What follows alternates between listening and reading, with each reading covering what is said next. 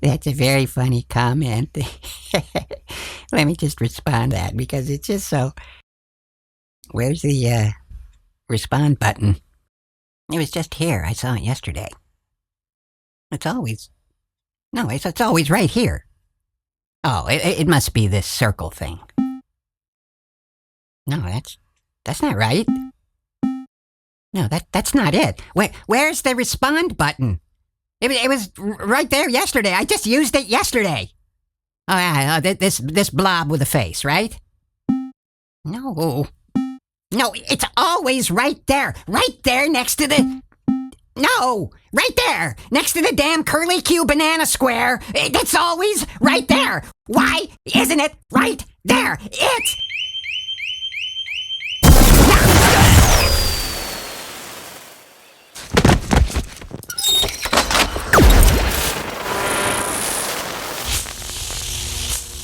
Fusebox.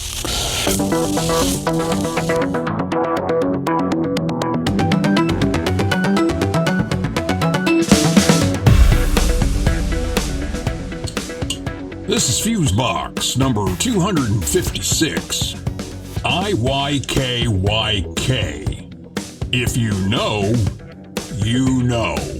And you probably don't even know where you are. You know, that's a safe assumption because they keep moving all the buttons and they switch the menus around, so you're always in perpetual panic. Just like that guy was. It's always right there. Why isn't it right there? It's... Common problem in our modern society. Hello, friends, and welcome in to this, the 256th edition of Fusebox, cryptically entitled IYKYK, or If You Know, You Know, which in itself is a kind of statement on the whole thing we're looking at this time out. Things that are clear or familiar only if known.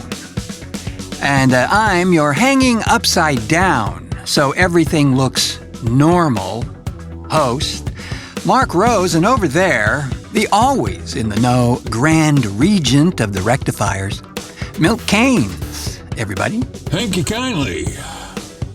Yeah, buddy, I for one, am totally lost when it comes to this LOL, HBTU, ASMR, BFF, BS. That's perhaps the perfect example of what we're dealing with on this edition of the show. Things that are clear only to those who know. Never has this engineering term been more accurate. Itself a very acronym of destiny. KXRY, or clear only if known, or for us Fusebox aficionados, FOIK. Familiar only, if known. We're just surrounded by these self-referential contrivances of modern-day life. And one such variant that has bugged me for years, well, we'll get to that in a bit. Didn't we have a show with that title? Yes, we did indeed, back in 2015, in our very first year of this program. Yes. It was, let me see, show number... 27. Yeah, 27, yeah. 27, as a matter of fact, yeah. We did touch on this phenomenon, even back then. Yeah. Still clear as mud to me. I don't get any of that stuff. Which proves its own point, Mr. Keynes. If you know, you know. And I, for one, don't know. Well, BTW, we've got a goat of a show for you here. In addition to the aforementioned dive into the knowingness of things, we've got a special Twisted Epiphany written by Ret Tillman called Physics coming up, as well as another extremely clear as a mountain stream Grindhouse Minute with our buddy 42nd Street Pete. Yes, but also a tale of whoa, as evidently Milt had attempted to intervene in a discussion Iko and Milo, the Japanese pocket squirrels, were having. Please don't remind me. Ow. That, and so much less, when we return. GTG. Get the doctor!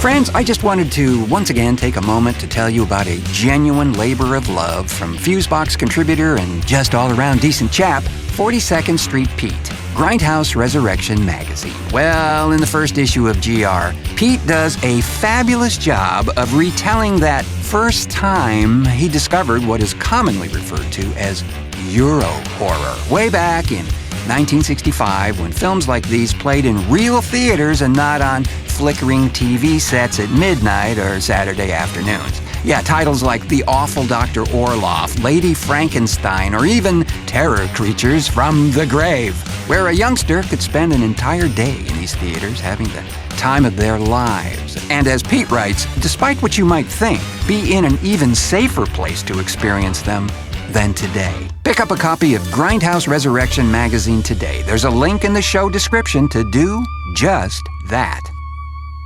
The show for everybody, but not everybody will like it. TheFuseboxShow.com. Alrighty, friends. So I don't know about you, but I am eternally frustrated by these acronyms du jour that pop up from time to time that the sender or originator of said acronyms is passive-aggressively sure you won't get. Which makes them what? Cool? Irritating. We see this all the time. There is now, probably has been for a while, a directory of the most popular abbreviations online, and I've linked to one of those sites in the show description for your perusal. I mean, I get why they were created, right? In some cases, to cut down on the number of keystrokes needed to send a message, which really can be tedious as well, and in some cases, but... Hey, how about these? IANAL.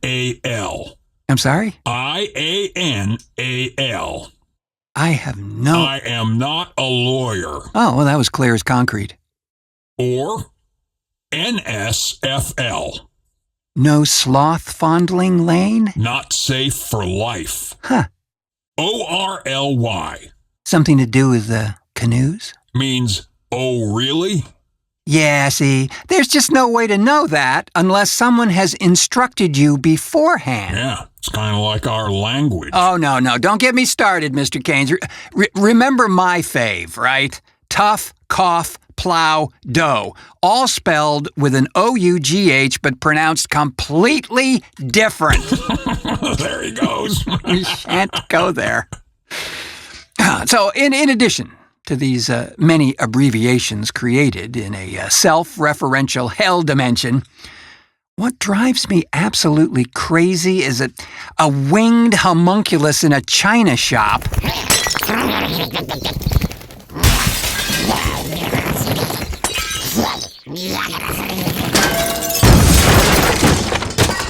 are these damnable icons software designers and web folks and even hardware folks place on things that relate to, well, nothing. Squiggly arrow pointing to a triangle. Power. Well, yeah. I don't know. Makes sense to me. All right. How about a jagged line with dots on it? Automation enable. Okay, but how did you know that? Read the manual? Aha! See, you had to be told at first. It's not intuitive. It's invented by someone and therefore has meaning to them. Probably would have figured it out. Oh, come on. All right. One last one. Bring it. 2 dots. Yeah. A square. Okay. Followed by a wavy line. Fold twice, then wash? Nope. Butter toast, then rinse with fire hose. Punch holes, then shake violently. Not even close. Pangolin crossing. Huh? Ha! Got it, right? Got it? Nope. Oh, for crying out loud. Well, as Milt goes quietly insane, we'll take a pause in the disaster here and offer up a wondrous little thought-provoker by Ret Tillman entitled Physics, since it definitely plays to our ever-expanding technoverse. Push dot to explode. No.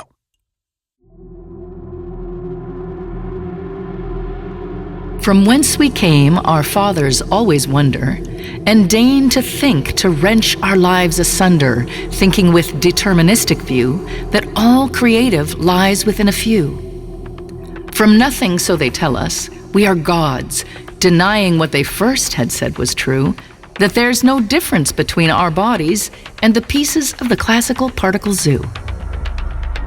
A ball of compact energy, invisible, excited by the bodies it surrounds, expands in size by numbers not divisible within the macro world in which we're bound. 1/1,000,000th of a second and it's over. The explosion splits the matter into twos of particles to annihilate each other, emitting energy, new charges that will fuse. The universe condenses, forcing out the swarms of stars and planets, galaxies that slowly grow while shifting all about in orbits that we clearly quantify. Creation ex nihilo, said Aquinas. All our energy and mass was neutralized before the grand explosion. Einstein says we could not be nothing. And so the skies continue to confuse us in their origin. Some say with quantum physics we won't know exactly where we end and when began this saga of so many years ago. In ignorance forever we will live, and with our creativity we'll find new ways to give our presence meaning. Forever waiting for the next prophetic sign.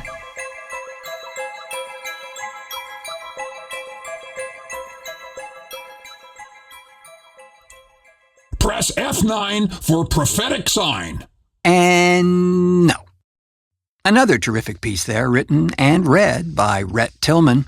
That one entitled Physics, and we've done a couple of these spoken word pieces from Ret, and there are a couple more lurking in the green room that we will endeavor to feature in future shows. Now I'm going to chew on this. I'll get it. I'm most confident you won't.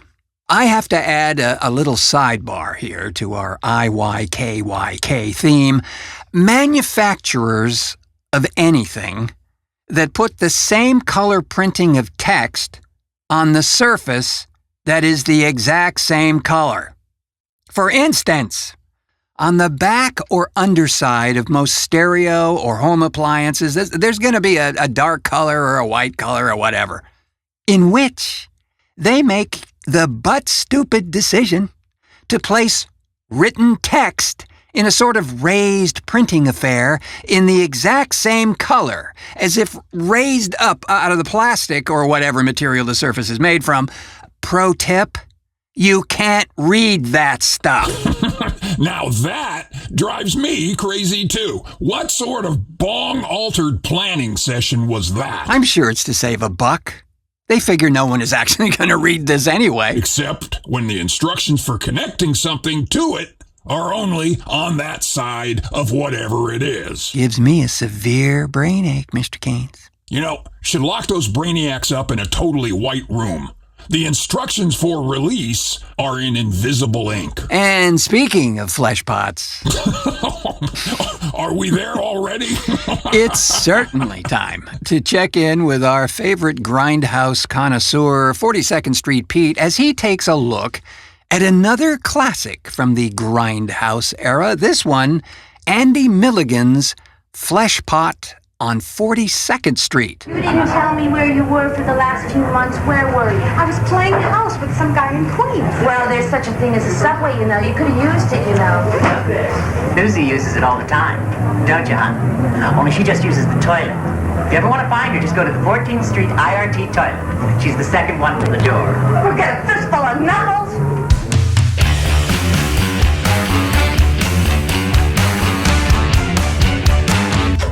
And now it's time for another Grindhouse Minute with 42nd Street Pete.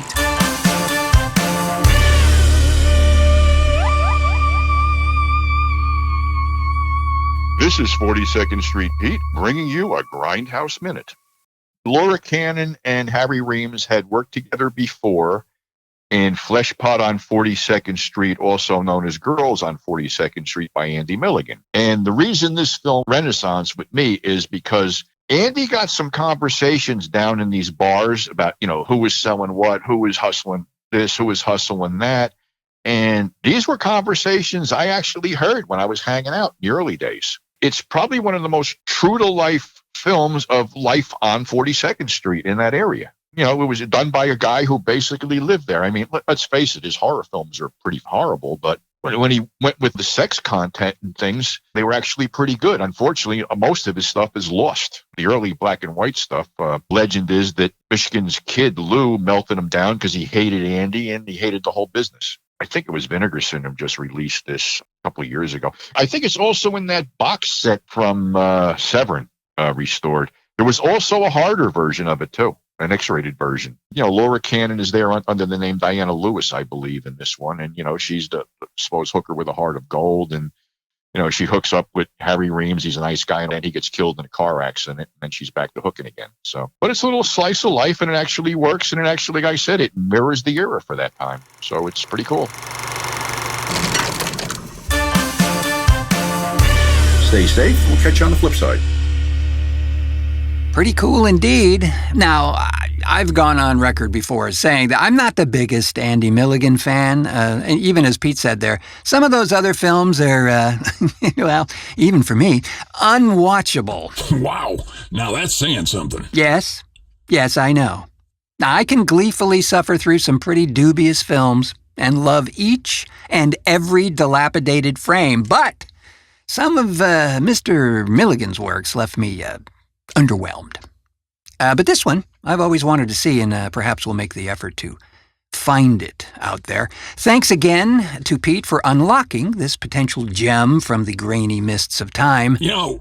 Speaking of finding films and such, is it me or is it the type on the back of those films getting even smaller than a couple of years ago? Pretty small.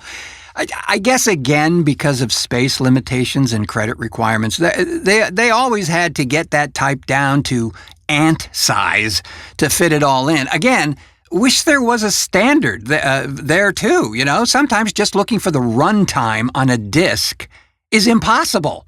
Is it on the slipcover, the case itself, or printed only on the disc? Maybe I just need those jeweler's lenses. The ones like these 3 sets of lenses on one frame. Make you look like some kind of spider. I don't know. Might be a good look. Well, speaking of getting punched in the face, we captured a bit of milt diplomacy in action just the other day. And I thought our listeners would like to see your skills of disarming a potentially volatile situation in full effect. Oh, was that what it was? Seems there was a bit more hurdy pain than diplomacy, but... Well, it appears that Eco and Milo were having a discussion the other day, and Milt just so happened...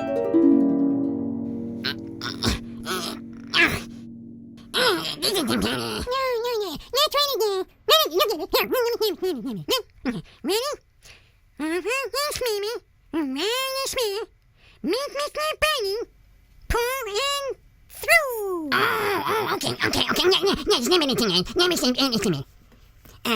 Over the and around the dimmy. Let the minute. Pull in. Damn it. Damn it. I hate dimmy. No. Now. I don't know Timmy. It's Timmy. You have a name when you get it, okay? Come on, no. Come on. No. You're just being a butthead. You're a butthead. Oh, yeah?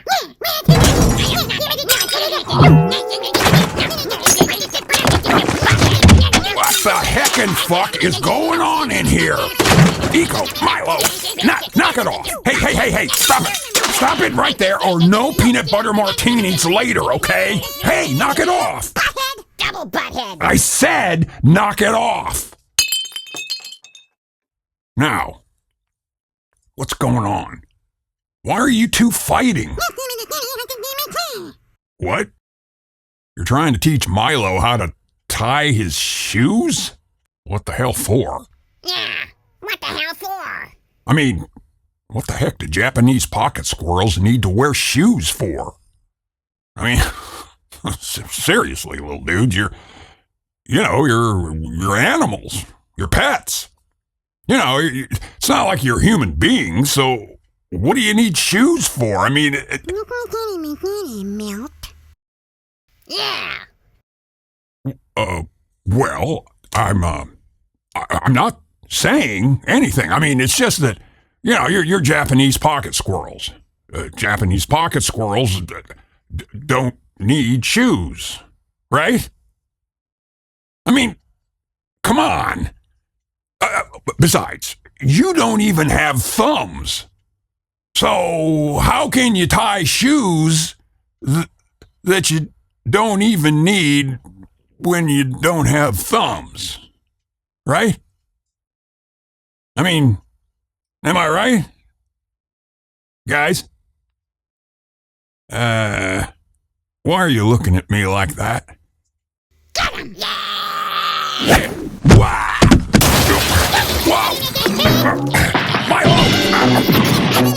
Ow! My one good eye! Ow! That hurts! Stop hitting me there with that! Ow! No, not my groinecological region! Ouch! I have a date later! Oh, the humanity!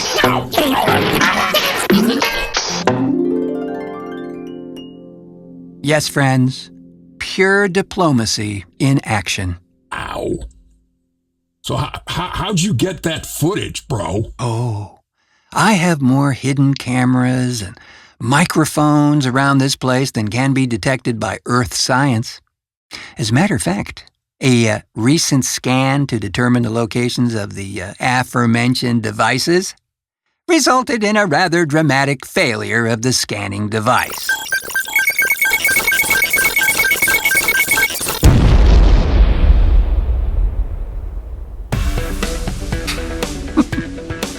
And with that sucker punch to the ego, we'll take our leave and call this a show, but not before thanking our contributors to this edition of Fusebox: Mackenzie Main for splendid ideifications, Ret Tillman for word wondrousness, and 42nd Street Pete for more peeps into the grainy world of Grindhouse cinema.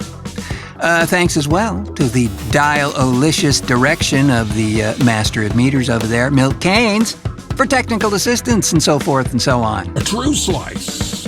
And folks, if you've been sitting on it, wondering if you should ought to maybe join us on their Patreon thing, then the answer is yeah. You'll get access to immediate free swag, early releases, and all sorts of hidden content that only the most privileged can partake in. Like pictures you won't believe of Shady Vance and a Barcalounger. Shudder. That's patreon.com/The Fusebox Show for all the details. Thanks a big bunch to the folks at Grindhouse Resurrection Magazine for their continued faith and support. Check out all of their stuff at 42ndstreetpete.net. And of course, thanks to you, friends, for pushing play on this edition of the show. And if you get a chance, take a peek at our YouTube channel for a visual version of this very program. I have been your cryptically encoded, for better clarity and bitrate, host, Mark Rose, saying, until our next cartoon.